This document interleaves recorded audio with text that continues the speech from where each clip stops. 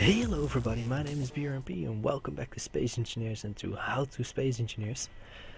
Today I want to show you a little bit of how you can use conveyors to your advantage and how you set some stuff up properly.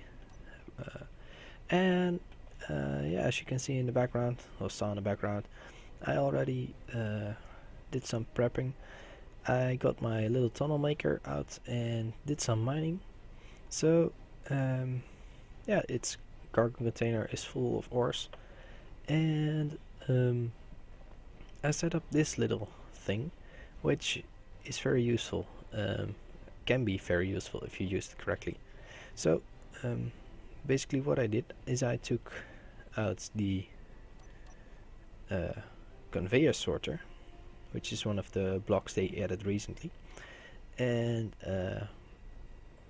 I set it to drain all, and then just said okay, add everything in this list into the whitelist.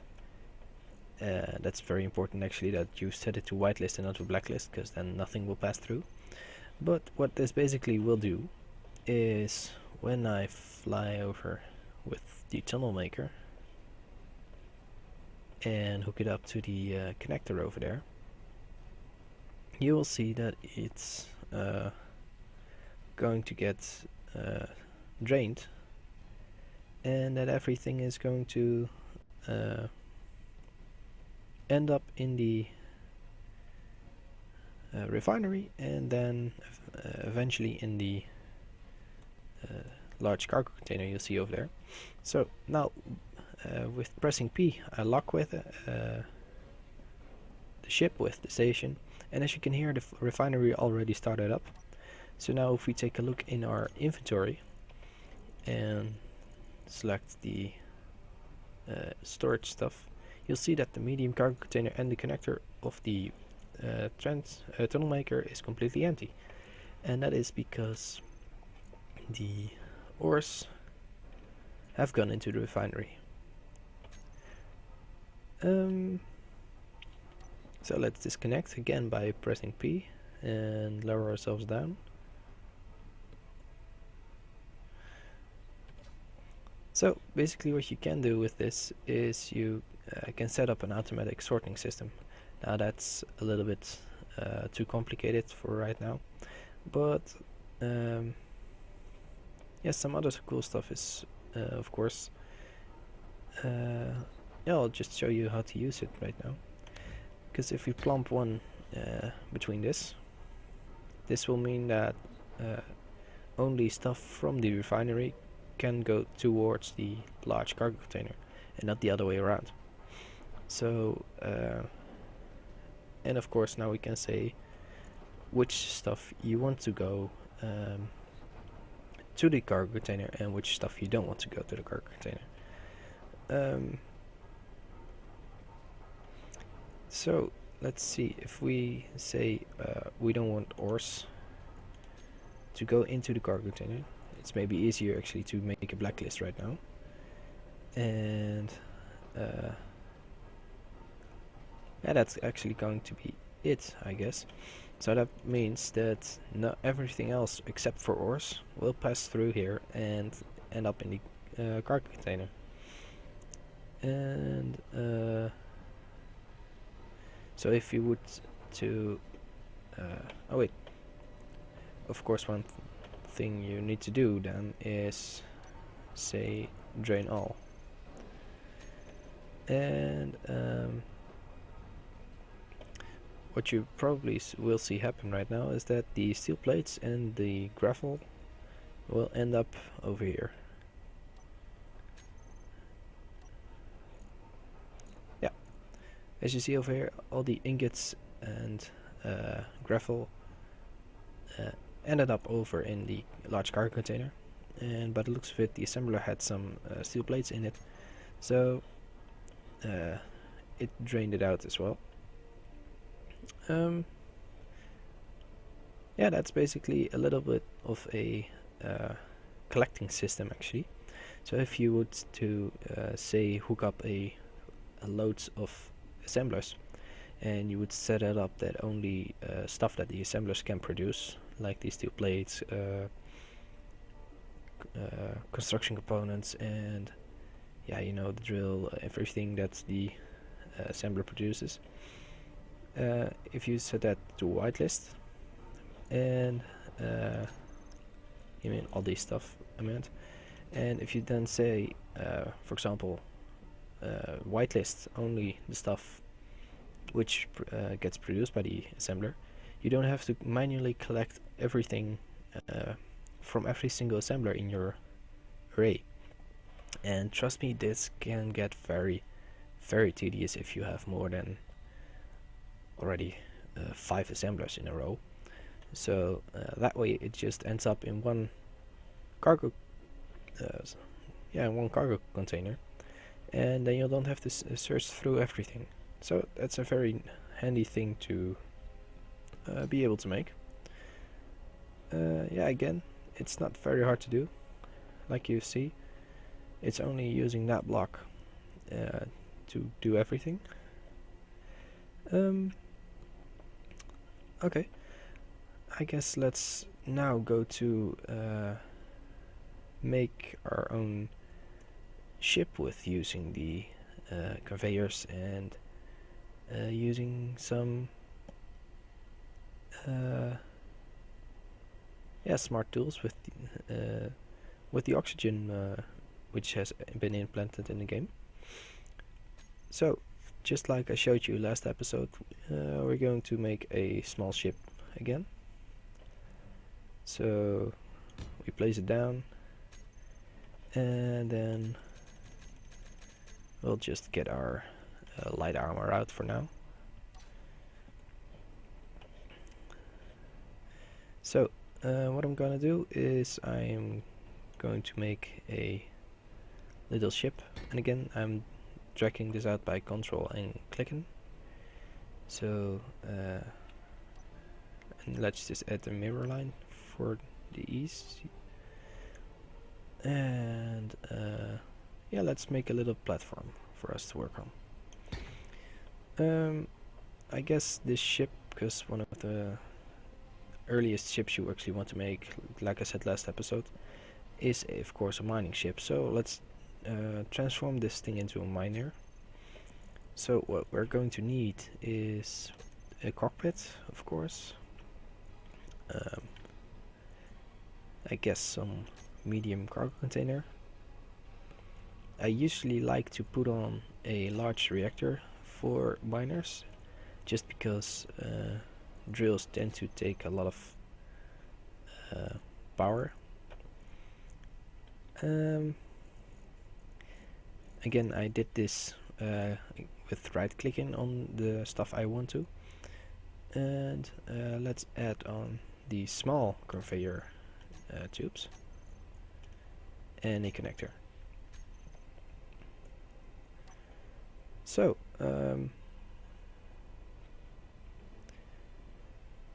as you can see, with the new oxygen feature, the devs have put in some what they're called ports onto the all of the cockpits. So that means that you can hook up your conveyor line to your cockpit and then add the oxygen tanks and oxygen generators to your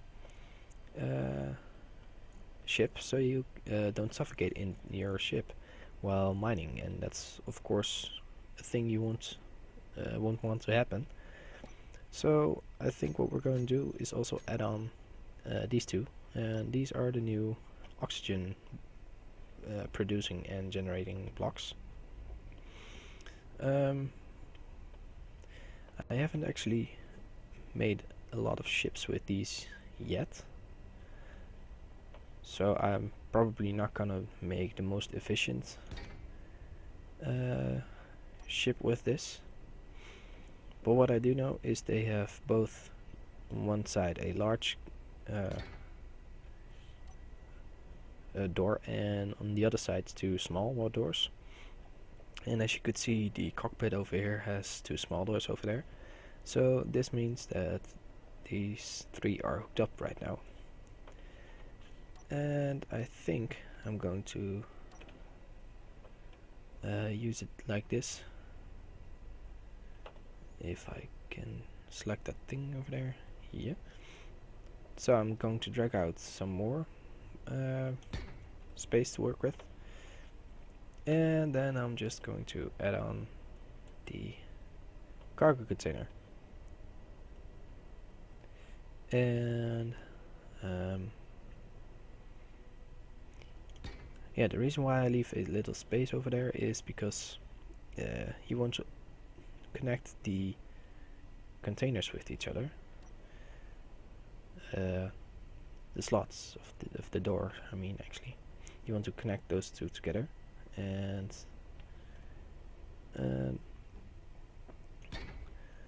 so you need some space between them, essentially. And 6. So now these are connected together. One thing I'm actually thinking of right now is that we're probably going to need a way to get our supplies from the drills to the storage container. So I think I'm going to add one more of these 6-way connectors, and then just run a connector line from the back there all the way to the front.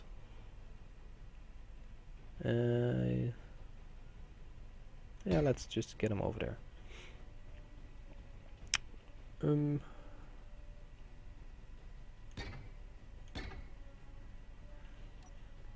Can I do this? I can. Okay, that's nice.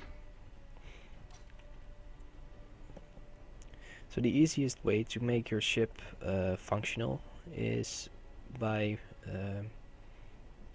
don't worrying about the looks of the thing. So that's most of the time actually how I make my ships. I first lay out the internals, and I'm thinking that I want to add on some more above this, so I'm doing this.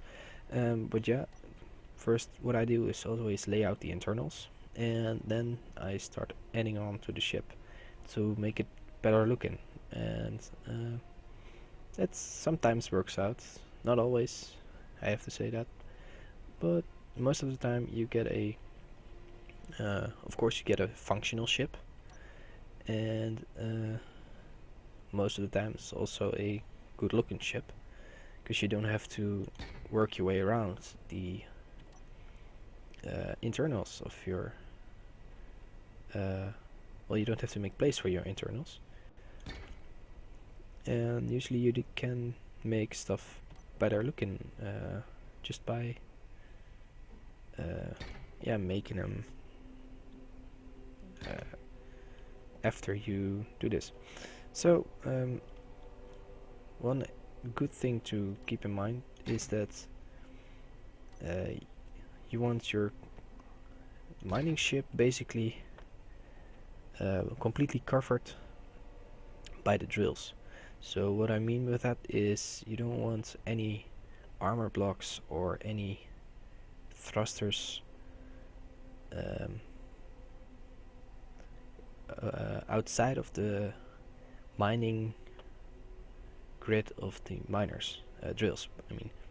And the obvious reason for that is if you do that, you cannot make a tunnel through an asteroid without damaging your ship. So one good way to always get your ship, how you say that, to stay within the range of the drills is just to make them outside of your ship as much as possible. And of course you need some drills in the middle over here to be able to fly forward, because if I would take this thing to the asteroid, I probably would have a problem in the middle over here. So that's why I'm going to add another drill in the middle. If I stop floating around, that is. Oh yeah, that's very annoying too. The drills do not use the last part of the drill as a touch point, but instead they use the middle. So you have to make some sort of attachment point to the ship if you want to place a drill like this, because then it does work.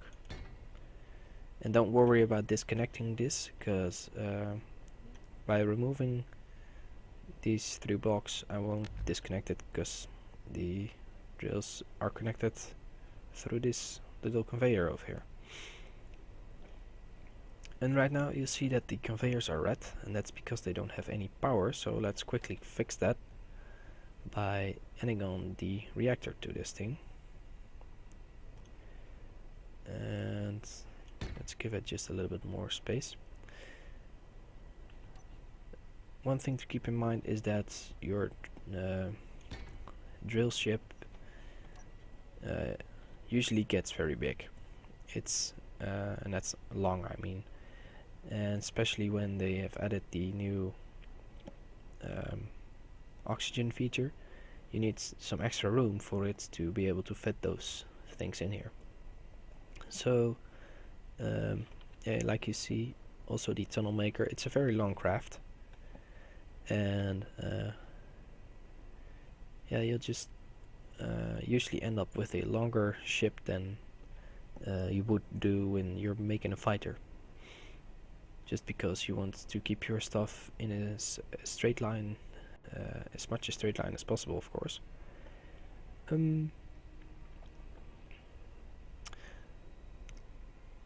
What I'm actually thinking of right now is that I may actually going to, well, I'm going to turn this container around. That way we can place the what's it called, the connector on top. So yeah, I guess this is the complete inners of a good working ship, a tunnel maker, that is. And you may actually want to raise this drill one up due to the fact that there is now a connector there. So let's quickly do that.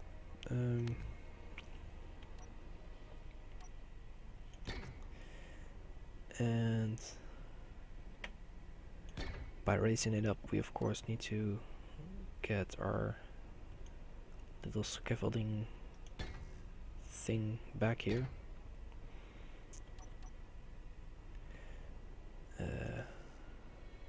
Yeah, like that. Okay,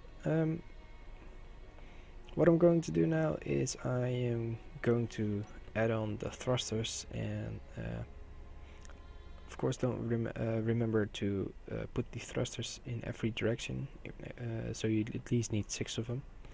Of course this is a larger craft, so you'll need more than 6 obviously, but do not forget to put 1 in every direction, because otherwise you start drifting in that direction eventually where you're missing a thruster, and you don't want to let that happen, because you might damage some stuff. So what I'm going to do now is I'm going to cut back when I added all the functional components for the rest to the ship, and then I'll see you back. Well, that's one beautiful box. And welcome back, guys. So yeah, this is what I came up with. Yeah, what it turned out to be. I added a extra drill at the front. I moved the drills itself a little bit around. Added some spotlights at the front, of course, ore detectors on it. yeah, I got 10 gyros on this thing, and I completely made it out of heavy armor. So the light armor which I used at the beginning, I replaced it, and yeah, I gave it some. Well, I set the thing up in here. So as you can see, you've got your at 1 the drills, at 2 you can toggle them on and off, at 3 you got 3 and 4 is the override of the back thrusters. So this is very useful. So if you keep them on this, then they'll just keep on going and going and going, and yeah, never stop actually. And then if you put on your drills, it just starts automatically drilling away, and you don't have to do anything. So that's very nice. And what I also did is half of the gyros, I put them in a group and called them the mining gyros, because this thing is right now using 5 gyros and is very maneuverable. And my thought of that was, well, when you're mining, you probably want to use a little bit more gyros. So just to keep the thing straight and don't let it go over the place. So that's why there are where there are gyros on the toolbar. So I say let's go for some iron and see if this thing actually is a tunnel maker, like I am hoping it is. Right now I'm holding down the right mouse button, and I'm doing that to clear the what's it called, the stone, because you don't need as much stone as you need of the other materials. So sometimes it's useful to just remove it before you get to the good ore. So now I got to the good ore, and let's activate the other gyros. Let's put on the tools themselves and thrust override. And as you can see, with 4 kilonewtons, I'm already moving good enough. And now I came to a stop, so let's give it a little bit more.